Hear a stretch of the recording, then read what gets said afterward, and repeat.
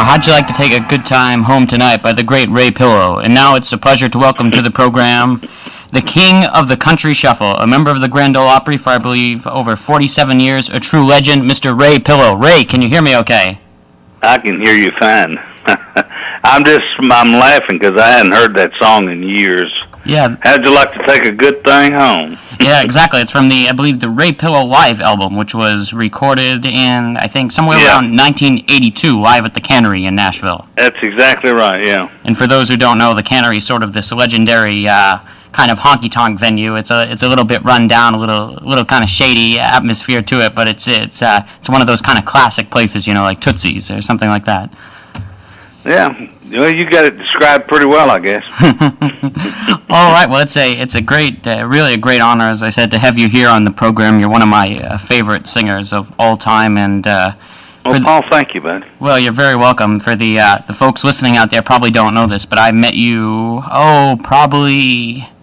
it was at least 6 or 7 years ago when Vince Gill had me as a guest on the Opry with him, and you came. It meant a lot to me because you came over after the show and told me what a good job I did, and I was just, a young teenager at the time who just loved country music. In doing that, so you probably don't even remember that, but you meet so many people, but it really meant a lot to me, and it just showed me what a great person you were, and I've got to know you more since then. So thank you. I just wanted to say that before we got started. Well, thank you. I'm glad to hear you say that. Well, you're very welcome. So I guess I know you're a busy guy, so maybe let's get started if that's okay with you. Let's go. Let's do it. All right. So you were born in Lynchburg, Virginia, correct? That's correct. Yes. And I bet you probably spent many Saturday nights listening to the Grand Ole Opry. You could come in pretty clear. I did indeed. And so did you listen to strictly country music growing up, or did you also listen to the popular crooners of the day? No, I listened to just country music. I didn't know there was any other kind of music until I got in it.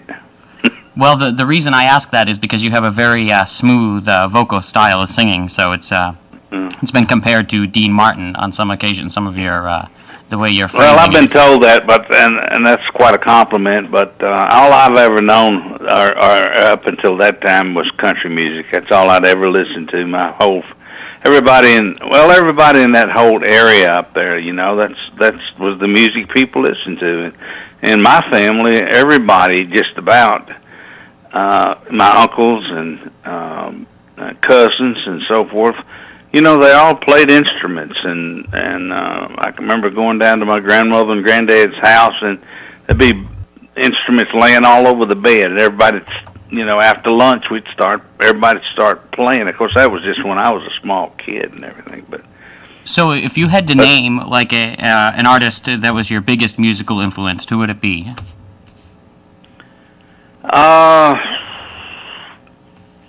I'd have to say Carl Smith, maybe Ray Price, Ernest Tubb. So the great my heroes, man. Of the day. Yeah, they're my heroes. Mine too. So I'm in good company, I guess. Yeah, man. So, how old were you when you first learned how to play the guitar, Ray? Oh, Paul, I don't know. I probably was 10, 11 years old. I don't know a whole lot more about it now than I did when I started.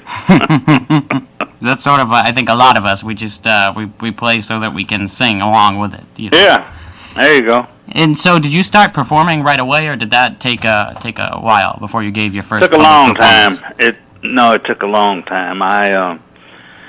In fact, I was always kind of bashful. I didn't want anybody to hear me sing. I was just a kid, and I'd go back in my bedroom and close the door and sing. And I left home. I left Lynchburg probably back in 53, I guess it was, and then in 54 I went in the service and went in the Navy, and when I got out in 58, that's when I really wanted to. I was determined I was going to do something in the music business, and just so happened I got to put a band together, and we started working square dances up in a little town called Livingston, Virginia. And after that, we did that for several years, and I was also going to school at the time. I was going to college and working at nights, and then on the weekends I'd, work square dances. And so I'm kind of condensing all this down because it took a lot of years to happen. But in, I guess it was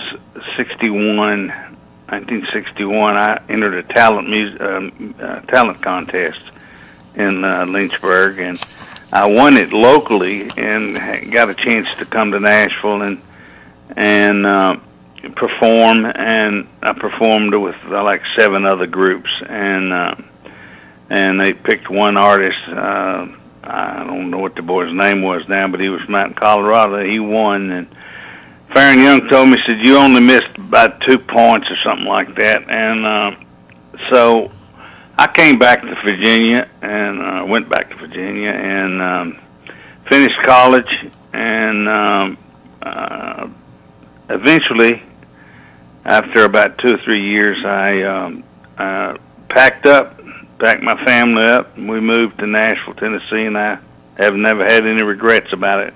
Well, you just you mentioned Farron Young, and Farron was one of my all-time favorites also. And yeah. Whenever I don't necessarily bring him up, but if he comes up in the conversation, I always like to ask the artist what was their their Farron memory, because everyone has a Farron story, or sometimes. Well, the Farron story I've got, I couldn't tell on the radio. I can tell you that. Oh no! But Farron was he was one of the judges in that. At that talent contest. That's why I brought his name up, because he wasn't even supposed to say anything to me about it. But Farron, he was a little on the crazy side. Well, we had Becky Hobbs, the singer-songwriter, on Jones on the Jukebox. I had her on last week, and we were talking about the old Hall of Fame Hotel and Lounge, right out there by the old Hall of Fame. Right.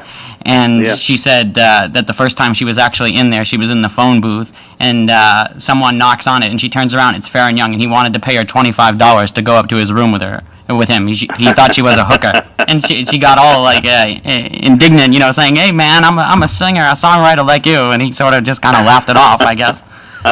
And they started talking music. So I don't know how much. I'm sure your story was probably worse than that, though, knowing Farron with some of his antics.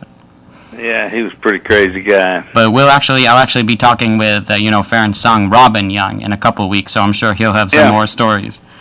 And I'm sure he will. He's quite a fine singer He's himself. a talker. He's about like his dad. He's a real talker, I'm telling you. But what I find he's got talent too. Yeah, he I think he sounds a lot like Farron. He does. Absolutely. And he has the mannerisms down. It's funny because Farron was kind of short, and Robin, if you've ever seen him, he's a big, tall guy, and he's very broad too. So it's like looking at a bigger version of Farron. But this Robin, he looks exactly like his dad. It is all of his movements and everything. He walks like him. He talks like him. And so I guess getting back to your life, Ray, after a great story about Farron, talking about him. We sort of touched on this a little bit, but one of the things I find interesting about your life is that even though you had so much, it was apparent natural talent, and you did not actually at first set out to have a career in the music business, and you mentioned you served in the Navy and then went to college, and you even worked in sales for a time, I think, at a trucking company. Yeah, I did. And so I just really find that interesting, that sort of how some of the greatest singers like Ray Price, he was going to be a veterinarian when he sort of accidentally fell into it. And so sort of like yourself, it just kind of it's just something that happened. Well, I didn't accidentally fall into it. I was determined to do it, and I packed up, sold everything I had, which wasn't a lot, but packed up on the U-Haul trailer and headed west. So. When I got to Nashville, I didn't have a job or anything, and I had to go to work. So I went to work at Firestone, and I worked for a year. And while I was doing that, I was making guest appearances on the Opry, and finally found me a record label and went to recorded for Capitol Records. So that started in '63, latter part of '63, and